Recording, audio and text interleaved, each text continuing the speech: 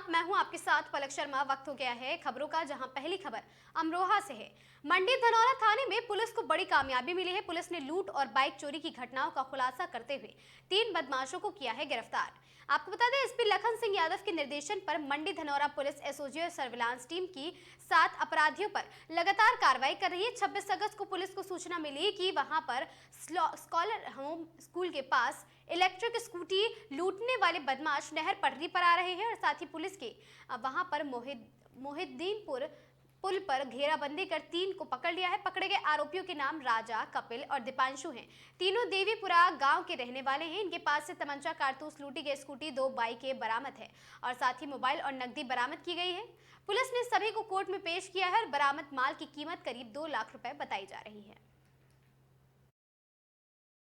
छीनी गई थी, जिसमें पुलिस के द्वारा एक अभियोग पंजीकृत किया गया था। साथ ही पुलिस के द्वारा छानबीन की जा रही थी। पुलिस को सूचना मिली कि ये नहर पटरी पर बदमाश जा रहे हैं। पुलिस के द्वारा तत्काल वहाँ तलाशी अभियान शुरू किया गया, जिसमें 3 अभियुक्त मौके से गिरफ्तार हुए हैं। जिसमें राजा पुत्र कमल, ये धनौरा का रहने वाला है, कपिल पुत्र चिरंजीवी और दीपांशु पुत्र चंद्रपाल, ये तीनों ग्राम देवीपुरा थाना मंडी धनौरा से संबंधित हैं।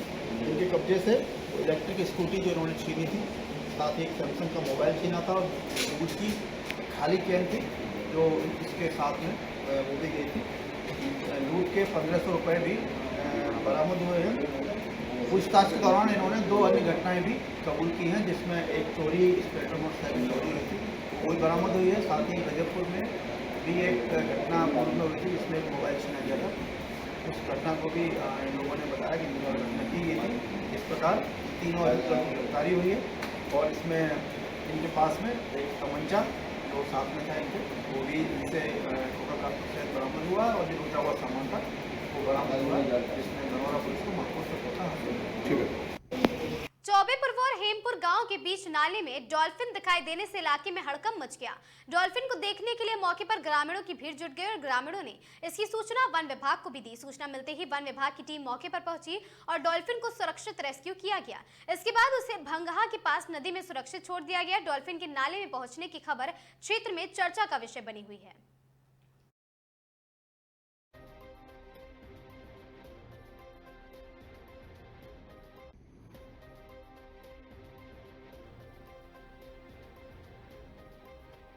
खबर जौनपुर से है, जहां पान और गुटखा की दुकान में चोरी, सीसीटीवी फुटेज वायरल हुआ है। जलालपुर के सरैया में बीती रात चोरों ने दुकान में चोरी की है और साथ ही परावगंज चौकी से महज कुछ ही दूरी पर यह वारदात हुई है। सीसीटीवी में कैद हुई है चोरी की पूरी घटना। पीड़ित ने थाने में तहरीर दी है, कार्रवाई का इंतजार है। जलालपुर थाना क्षेत्र का मामला।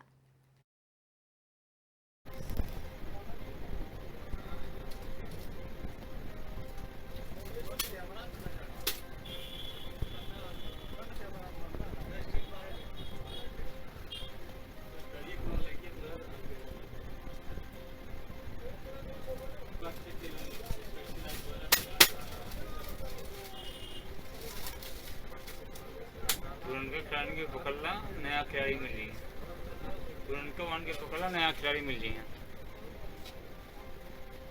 नया ना हो। रुका रुका हम देखते वो देख लिया, हम देखते। हाँ हाँ रुका रुका कई वजह से कैली है ना।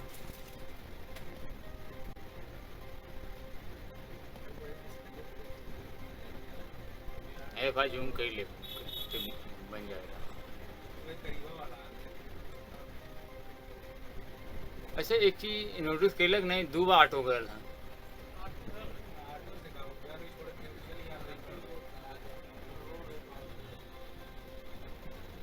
लाइट बढ़ले हैं कैसे नहीं था, देखा एक बार फिर आ गए।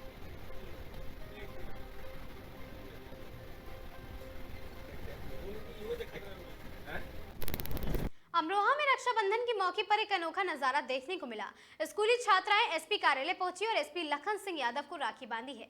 रक्षाबंधन पर्व पर छात्राओं ने पुलिस अधीक्षक को राखी बांधकर पुलिस परिवार के प्रति अपना भरोसा जताया है और एसपी ने भी छात्राओं को पर्व की शुभकामनाएं दी और उनके उज्जवल भविष्य की कामना की है। इस दौरान एसपी ने छात्राओं को मिशन शक्ति अभियान के बारे में बताया और महिलाओं की सुरक्षा, सम्मान, उनके अधिकारों के प्रति उन्हें जागरूक भी किया।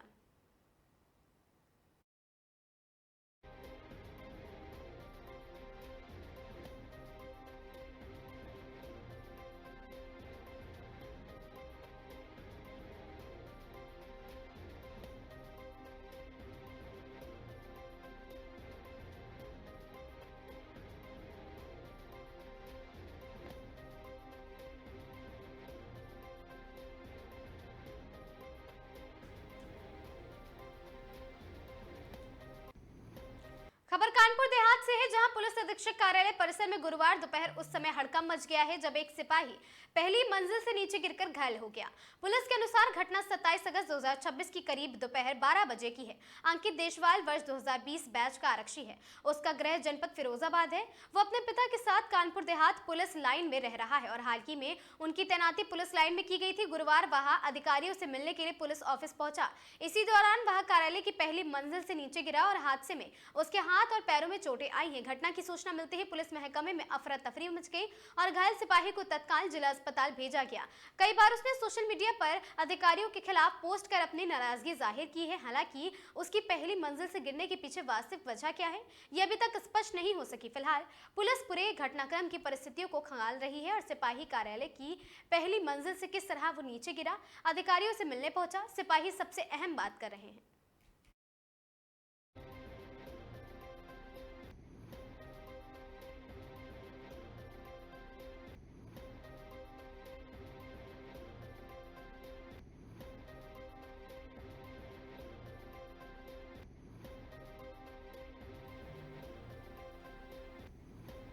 खबर कानपुर नगर से है, जहां पर कौशल विकास एवं उद्यमिता मंत्रालय भारत सरकार द्वारा निर्धारित दिशा निर्देशों के अनुसार भारत स्किल प्रतियोगिता 2026-27, विश्व कौशल एशिया प्रतियोगिता 2027 एवं विश्व कौशल प्रतियोगिता 2028 का आयोजन किया जाना है। इसके माध्यम से युवाओं को राष्ट्रीय एवं वैश्विक स्तर पर अपने हुनर का प्रदर्शन करने का अवसर मिलेगा। प्रतिभागियों में 63 विभिन्न कौशलों में प्रतिभागियों की अपनी प्रतिभा का प्रदर्शन करने का अवसर मिलेगा।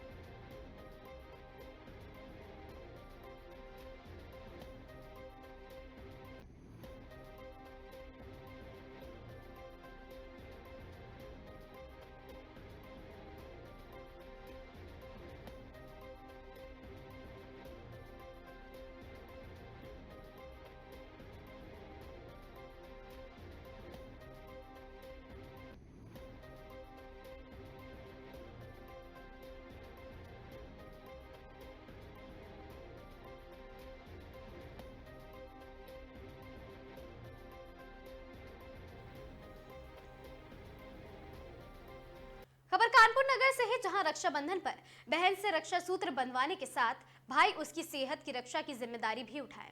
घर में 14 से 15 वर्ष की बहन है तो उसे HPV वैक्सीन लगवाकर सर्वाइकल कैंसर से बचाव सुरक्षा कवच दे। रक्षाबंधन के पहले जिलाधिकारी जितेंद्र प्रताप सिंह ने जनपद के भाइयों को पत्र लिखकर ये खास अपील की है। जिलाधिकारी ने कहा कि जिस तरह बहनें भाइयों की रक्षा के लिए ईश्वर से प्रार्थना कर कलाई पर रक्षा सूत्र बांधती हैं, उसी तरह भाई भी बहनों की सुरक्षा के लिए आगे जरूर आए। जनपद में अब तक करीब 44,000 किशोरियों को HPV वैक्सीन की सुरक्षा कवच दिया जा चुका है।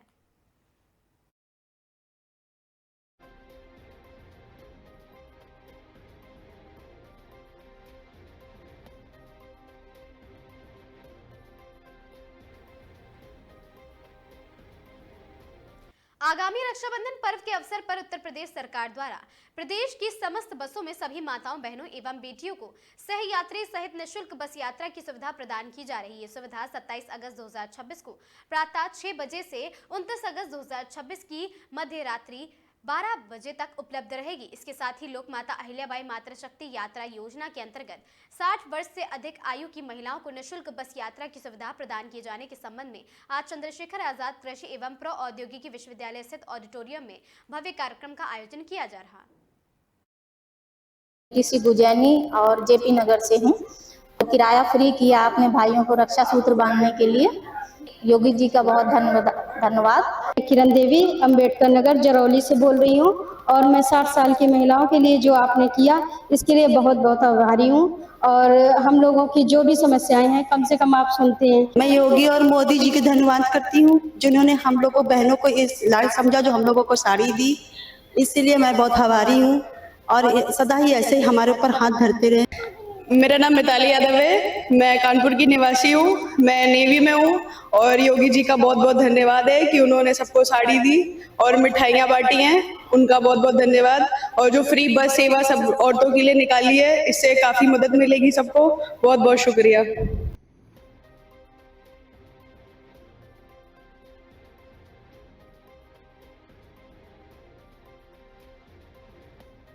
नमस्ते, मेरा नाम रेखा गुप्ता है और मैं डीटीसी गुजैनी और जेपी नगर से। खबर कानपुर से है, जहां रक्षाबंधन के पर्व से पहले बुधवार को चंद्रशेखर आजाद कृषि एवं प्रौद्योगिकी विश्वविद्यालय के सभागार में मातृशक्ति के सम्मान और उत्सव का साक्षी बना है। ये प्रदेश सरकार द्वारा रक्षाबंधन पर महिलाओं को निःशुल्क बस यात्रा की सुविधा तथा 60 वर्ष से अधिक आयु की माताओं बहनों के लिए लोक माता अहिल्याबाई मातृशक्ति यात्रा योजना का शुभारंभ के अवसर पर आयोजित कार्यक्रम में बड़ी संख्या में महिलाओं ने प्रतिभाग किया है। रक्षाबंधन के दृष्टिगत प्रदेश सरकार की बसों में माताओं बहनों एवं बेटियों को सही यात्री सहित निःशुल्क यात्रा की सुविधा 27 अगस्त को प्रातः 6 बजे 29 अगस्त की मध्यरात्रि 12 बजे तक उपलब्ध रहेगी। इस त्योहार पर महिलाओं को अपने भाइयों एवं परिजनों के यहाँ आने जाने में सहूलियत भी मिलेगी।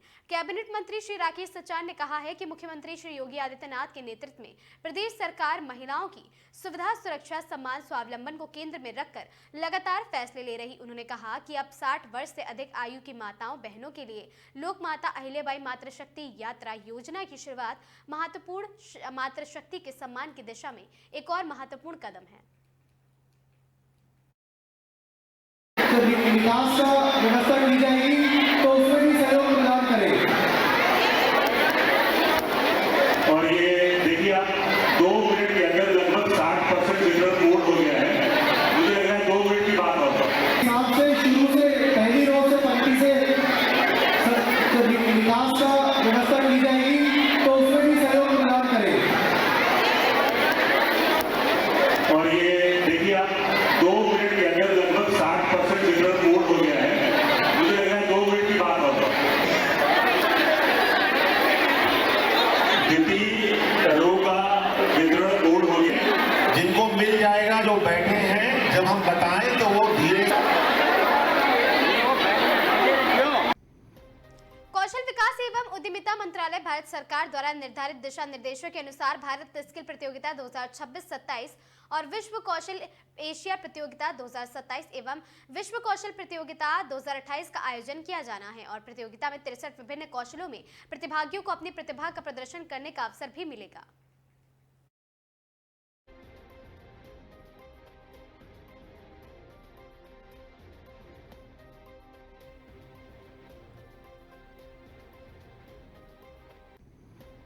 कानपुर में रक्षाबंधन से पहले खाद्य सुरक्षा एवं औषधि प्रशासन विभाग ने बुधवार को खोए और दुग्ध उत्पादों को लेकर बड़ी कार्रवाई की है। घाटमपुर के पास बेहद अस्वच्छ परिस्थितियों में खोया बनता मिला है। वहीं आपको बता दें, गोविंद नगर रेलवे स्टेशन के आउटर के पास भी इटावा कानपुर पैसेंजर से उतरा गया और साथ ही करीब 500 किलो बदबूदार खोया सड़क किनारे गंदी बोरियों में पड़ा मिला है। सहायक आयुक्त खाद्य सुरक्षा संजय प्रताप सिंह ने बताया है कि आयुक्त खाद्य सुरक्षा एवं औषधि प्रशासन उत्तर प्रदेश एवं जिलाधिकारी पुलिस वहां पर कानपुर नगर के निर्देशन में रक्षाबंधन के दृष्टिगत विशेष अभियान चलाया जा रहा है।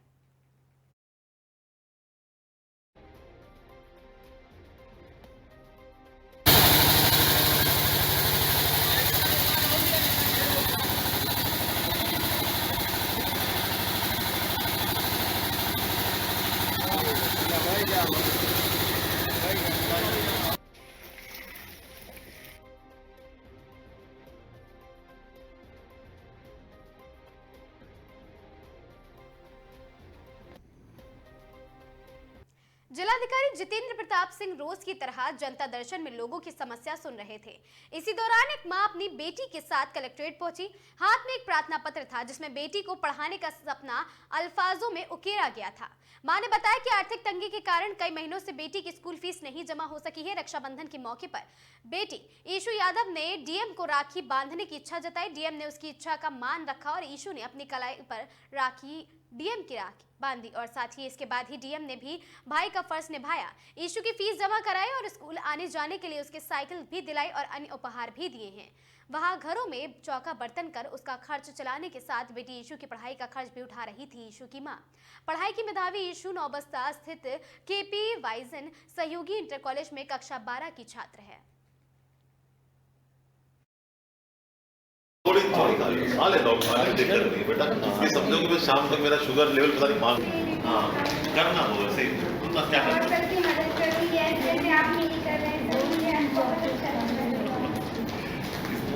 इसलिए दिया कि she has good name. How what happens I don't know.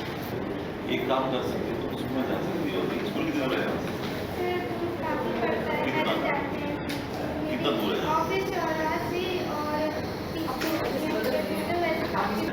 Bagging है नहीं इनके पास? एक कम है नहीं मामा यही बैठे यही मत बैठो आप, तुम यही धरना दो, हम भी आज खाएंगे। फीस वाला तुम्हारा हो गया, भी वहाँ कंफर्म कर लेना स्कूल से, और तुम बैठो इमोशनल। हाँ यस।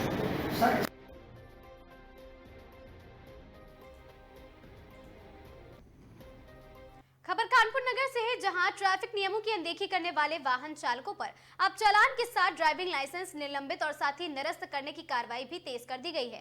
परिवहन विभाग ने जून से अगस्त 2026 के बीच अलग अलग यातायात नियमों का उल्लंघन करने वाले जानलेवा सड़क हादसों में शामिल वाहन चालकों पर कार्रवाई करते हुए कुल 255 ड्राइविंग लाइसेंस निलंबित अथवा निरस्त किए हैं। एआरटीओ प्रशासन आलोक सिंह ने बताया है कि सड़क दुर्घटना में कमी लाने के लिए प्रवर्तन अधिकारियों को यातायात नियमों का उल्लंघन करने वालों के खिलाफ सख्त कार्रवाई के निर्देश दिए गए। विभाग ने उन मामलों में भी शिकंजा कसा है जिनमें वाहन चालकों की संलिप्तता वाली दुर्घटनाओं में एक या एक से अधिक लोगों की जान गई है। ऐसे मामलों में संबंधित वाहन चालकों की ड्राइविंग लाइसेंस के निलंबन अथवा निस्तारीकरण की कार्रवाई की गई है। एआरटीओ प्रशासन आलोक सिंह ने कहा है कि सड़क सुरक्षा के लिए केवल चालान तक कार्रवाई सीमित नहीं है, गंभीर यातायात उल्लंघन और सड़क दुर्घटना से जुड़े मामलों में नियमानुसार ड्राइविंग लाइसेंस के खिलाफ भी कार्रवाई की जाएगी।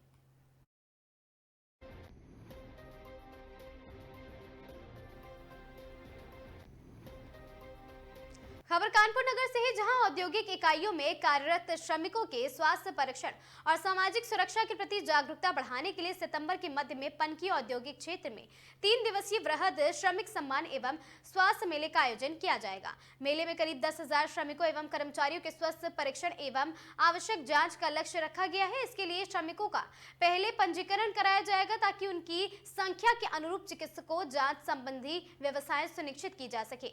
मेले की तैयारियों को लेकर गुरुवार को श्रम आयुक्त उत्तर प्रदेश सौम्य अग्रवाल ने साइट 5 औद्योगिक क्षेत्र पनकी स्थित IIA भवन में समीप स्थित ASIEC चिकित्सालय का भी निरीक्षण किया। श्रम आयुक्त ने कहा कि व्यावसायिक सुरक्षा स्वास्थ्य एवं कार्यदशा संहिता 2020 में कारखानों में 40 वर्ष से अधिक आयु के श्रमिकों एवं कर्मचारियों के स्वास्थ्य परीक्षण का प्रावधान किया गया है।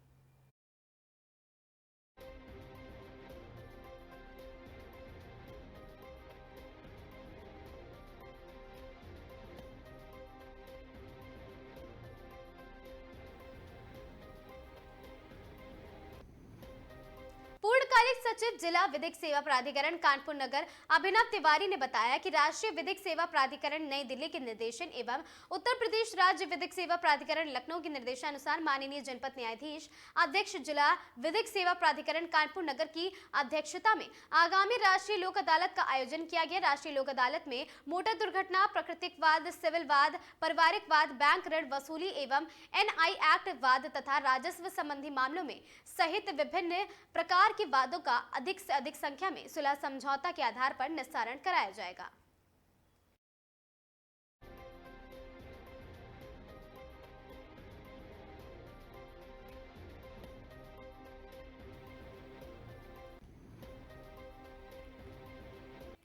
खबर कानपुर से है, जहां सार्वजनिक स्थान पर एक्सपायर्ड टॉफियां फेंके जाने का वीडियो सोशल मीडिया पर वायरल होने के बाद खाद्य सुरक्षा एवं औषधि प्रशासन विभाग ने पनकी के इस्पात नगर स्थित सुधा सेल्स को सील कर दिया है। मौके पर मिले रैपर और मूल्य पैकेट की पड़ताल से फर्म का पता चलेगा, जिसके लिए खाद्य सुरक्षा अधिकारियों की टीम प्रतिष्ठान पहुंची है। सहायक आयुक्त खाद्य सुरक्षा संजय प्रताप सिंह ने बताया कि सोशल मीडिया पर प्रसारित वीडियो का संज्ञान लेकर मामले की जांच कराई गई है।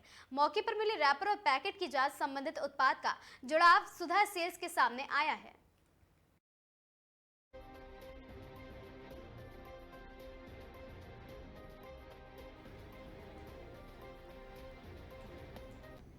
वाराणसी चोलापुर थाना क्षेत्र ने हत्या से जुड़े मुकदमे का खुलासा करते हुए 2 अभियुक्तों को गिरफ्तार किया है। गिरफ्तार आरोपियों की पहचान अजय सिंह और विशाल सिंह के रूप में हुई है और पुलिस के अनुसार पुलिस आयुक्त कमिश्नरेट वाराणसी के निर्देशन में अपराधों की रोकथाम, हत्या व लूट की घटनाओं के अनावरण तथा वंचित फरार अभियुक्तों की गिरफ्तारी के लिए अभियान चलाए जा रहे हैं।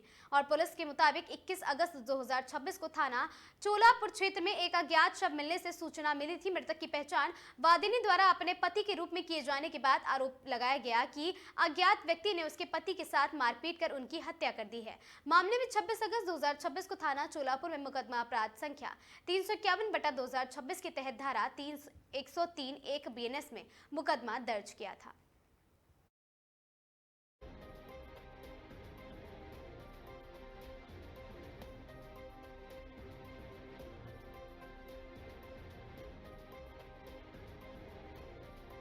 पहले पुलिस को प्राप्त हुआ था गोपनीय सूत्रों से, तो क्योंकि इस वीडियो में बड़ी बेरहमी से पिटाई की जा रही थी, इसलिए पुलिस को संदेह हुआ और जैसे ही पुलिस ने अपने मुखबिरों के आधार पे और भी लोगों से पूछताछ में, जानकारी में, और क्योंकि शव जो है कुछ दिन पहले ही मिला था, तो इन सारे डॉट्स को कनेक्ट करते हुए फाइनली पुलिस को पता लगा कि जो मृतक हैं वो रामचंद्र बनवासी हैं, जिनका शव कुछ दिन पहले मिला था चोलापुर क्षेत्र अंतर्गत। और क्योंकि जिन माध्यमों से फिर वीडियो प्राप्त हुआ उस सोर्स से बात की गई, तो उनके द्वारा बताया गया कि किस तरह से घटना कारित की गई। मैडम, हत्या का मोटिव क्या था, किस लिए जो है उसको पेड़ में बात कर बेरहमी से मारा गया? उसकी देखिए, मोटिव ये था कि जिन लोगों ने हत्या की उन लोगों को लगा कि जो मृतक है वो चोर है और ट्रैक्टर चोरी करने के लिए आए हैं, क्योंकि ऐसी अफवाह फैली थी कि एक अन्य ईंट भट्टों से भी ट्रैक्टर लगातार चोरी हो रहे हैं। तो इस संदेह पर ये घटना कारित की। कितने लोग वारदात को अंजाम देने में शामिल? इसमें 4 लोग हैं जिनका नाम प्रकाश में आया है, जिसमें से जो 2 लोग हैं अजय सिंह और विशाल सिंह, उनको अरेस्ट कर लिया गया है। बाकी शेष 2 लोगों की अरेस्टिंग अभी ये करता क्या भट्टे पे काम करता था, जो मजदूर मारा है वहाँ पर काम करता था या कहाँ? जो मृतक हैं वो ईंट भट्टे के लेबर थे, लेकिन इस ईंट भट्टे में काम नहीं करते थे। पहले कभी जून 2026 के आसपास ईंट भट्टे में कार्य किया करते थे, लेकिन वो ईंट भट्टा बंद हो गया, उसके बाद से ये बेरोजगार है। जो कॉज ऑफ डेथ था वो एंटीमॉर्टम इंजरी से आया था। अब जब सड़क पे किसी भी प्रकार का शव मिलता है तो उसमें कभी भी पुलिस अपनी इन्वेस्टिगेशन क्लोज नहीं करती है, लेकिन परिवारजनों से संपर्क करके जब उनसे वार्ता की गई तो उन्होंने बताया कि हमें किसी पर कोई संदेह नहीं है और हम कोई कार्रवाई नहीं चाहते हैं, क्योंकि घर वालों की तहरीर पे ही कोई ना कोई मुकदमा पंजीकृत होता है। इस कारण से उस समय कुछ हो नहीं पाया था, लेकिन जैसे ही पुलिस के संज्ञान में ये आया कि it is not a normal dead body, कोई मर्डर का या किसी प्रकार का इसमें मैलिफाइड इंटेंशन है, तब मुकदमा पंजीकृत होकर अरेस्टिंग भी की गई। मैडम, ये अभी क्या लोग फरार हैं? अभी 2 लोग फरार हैं इसमें। जो ईंट भट्टा था वो वैध तरीके से चल रहा था, नियमता चल रहा था, या उसमें भी कोई दिक्कत थी? उसमें जहाँ पे हत्या वैध ईंट भट्टा तो नहीं था? इस पे अभी जांच करनी पड़ेगी, ये बिंदु पे अभी इन्वेस्टिगेशन शेष है। इंजरी क्या थी, कॉज ऑफ डेथ क्या आया? कॉज ऑफ डेथ उसको मारा गया है? Cause of death antemortem injuries ही हैं, और वीडियो में फोटोज में ज़रूर ये पता चल रहा है कि ब्रूटली मारा गया है, लेकिन जो इंजरीज आई हैं उसमें एज सच कुछ मेजर इंजरीज नहीं है, लेकिन इंटरनल डैमेज के कारण, कोमा में जाने के कारण, शॉक के कारण डेथ हुई है। खबर महोबा से है, जहां खेत में फंसे बुजुर्ग दंपत्ति सहित मवेशियों का रेस्क्यू। झोपड़ी बनाकर रह रहे दंपत्ति बाढ़ की चपेट में फंसे थे। ग्राम प्रधान की सूचना पर जानकारी मिलते ही तहसील के कर्मचारियों ने बचाव के लिए पहुंचे और साथ ही स्थानीय तैराकी की मदद से वृद्ध 65 वर्षीय बहादुर और उनकी पत्नी तुलसा को सुरक्षित बाहर निकाला गया। 8 बकरियों का भी रेस्क्यू किया गया। ट्यूब में बैठाकर स्थानीय तैराकों ने सभी को सुरक्षित निकाला है। चरखारी तहसील के बराए गाँव का मामला। 3-4 बकरा हैं, बांध दिया है रास्ता से।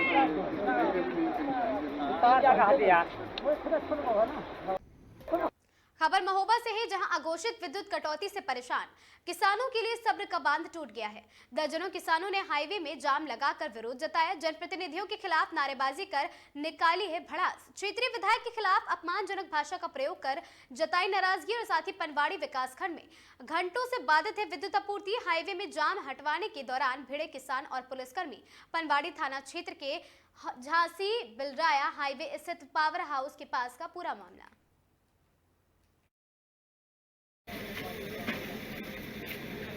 मच्छर तुम्हें भी काट रहे हैं, तुम्हारी भी बच्चे हैं, तुम्हारी भी लड़ाई लड़ रहे हैं। जय जवान, जय किसान, जय किसान, जय जवान, जय किसान, जय जवान, जय किसान, जिंदाबाद, जिंदाबाद, जिंदाबाद। चलो उधर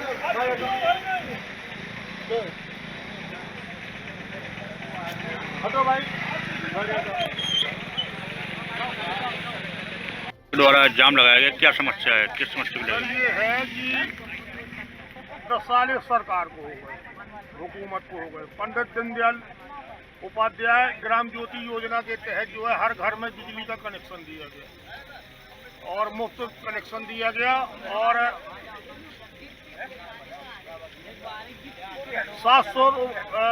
मुफ्त बिजली का कनेक्शन दिया गया। अब बिजली का बिल आ रहा है 60,000 और 70,000 रुपए किसानों का, और गरीब आदमी का, गांव गरीब और खेत खलिहान के लोगों का आमदनी यहाँ पे लोगों की बढ़ी नहीं।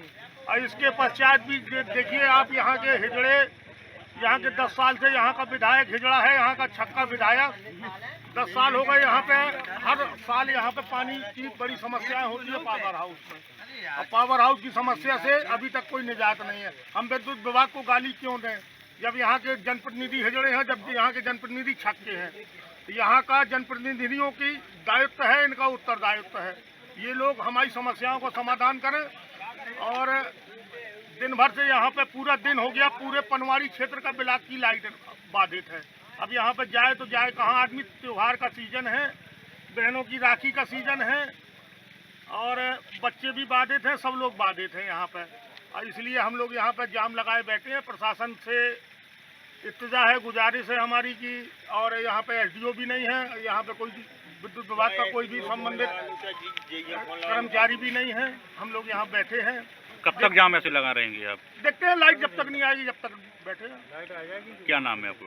मैं डॉक्टर पंकज तिवारी, यहाँ का एक जिम्मेदार नागरिक हूँ पनवाड़ी का, और बुंदेलखंड किसान यूनियन का राष्ट्रीय सदस्य।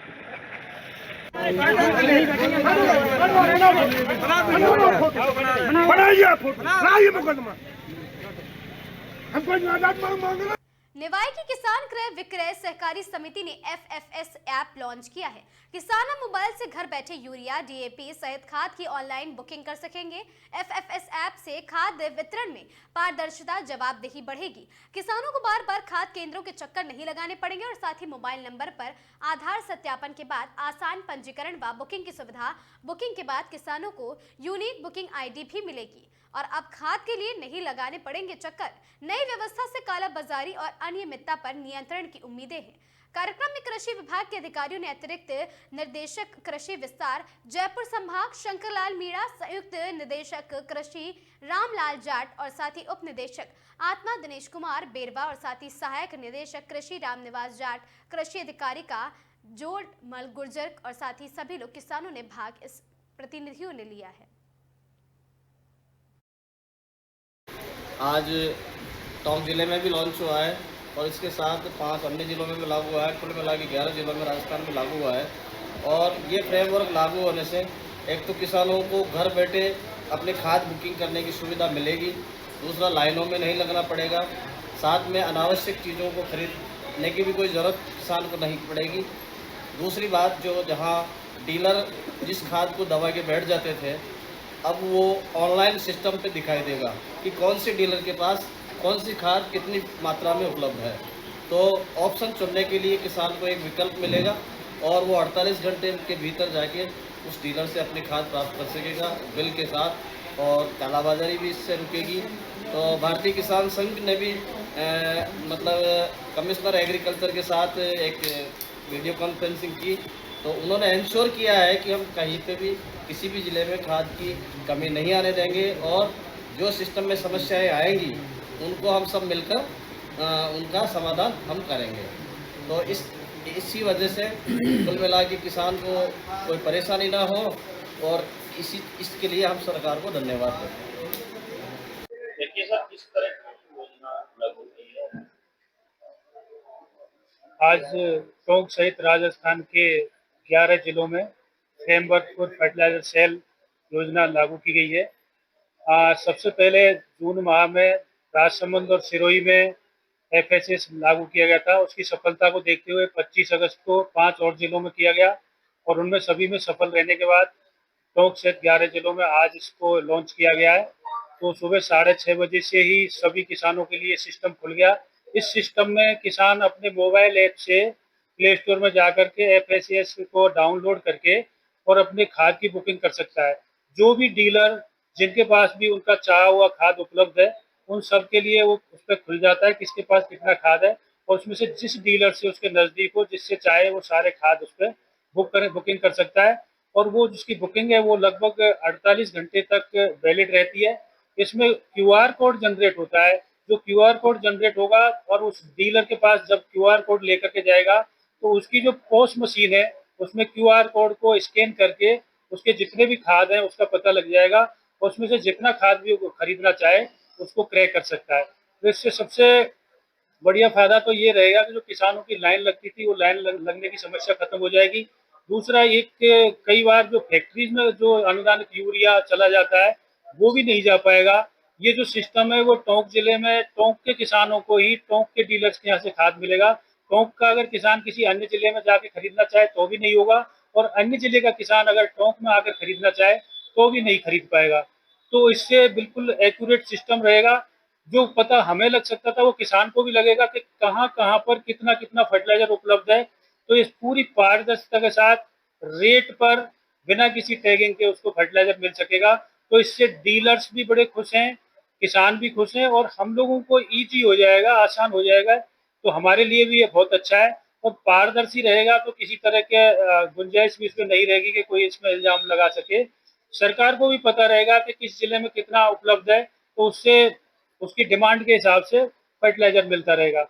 तो ये निश्चित रूप से एक नया माइलस्टोन है और वो बहुत शानदार इसको चलने वाला है। इसमें सभी हमारा जो स्टाफ है वो सुबह से ही आज सभी डीलर्स के पास जा करके उनको सिस्टम को समझा रहा है। किसानों को वहाँ बुलवाया है, ग्रुप्स पे सूचना दी है, तो वो किसान भी वहाँ पर आ रहे हैं और अपनी अपनी बुकिंग कर रहे हैं। तो आज हम लगभग हर सुपरवाइजर को कम से कम 5 करने का हमने लक्ष्य दिया है कि 5 को बुकिंग कराए और वो हमें उम्मीद है कि हम शाम को लगभग 1000 से ज़्यादा को बुकिंग करा पाएंगे और जितने किसान भी उसमें से खरीदना चाहेंगे सबको उपलब्ध करवाया जाएगा। तो ये नया सिस्टम मुझे लगता है बहुत अच्छा रहेगा। कुछ हद तक कालाबाजी पूरी तरह से राहत मिल जाएगी।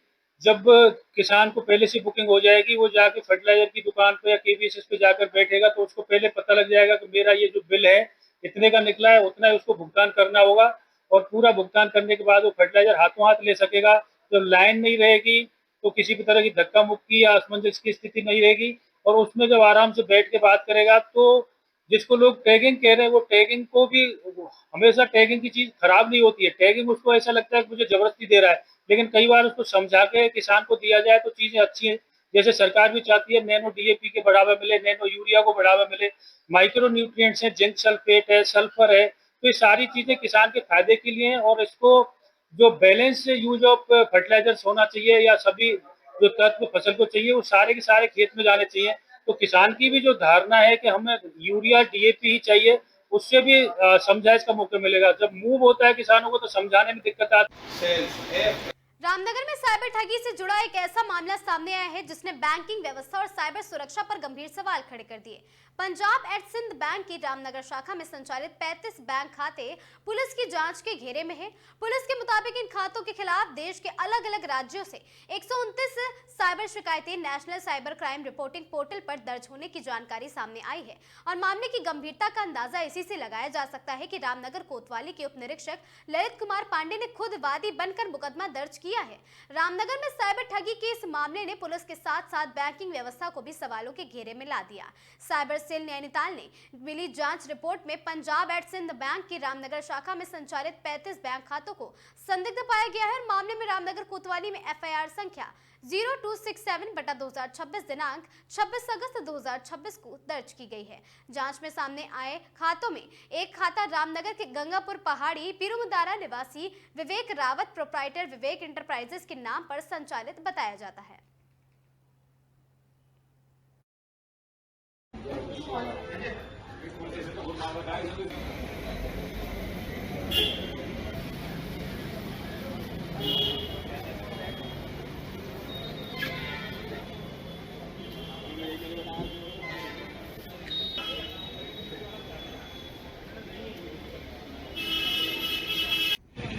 इन खबरों में आज के लिए बस इतना ही। ऐसी खबरों से लगातार जुड़े रहने के लिए बने रहें हमारे साथ और देखते रहें आगाज टाइम्स।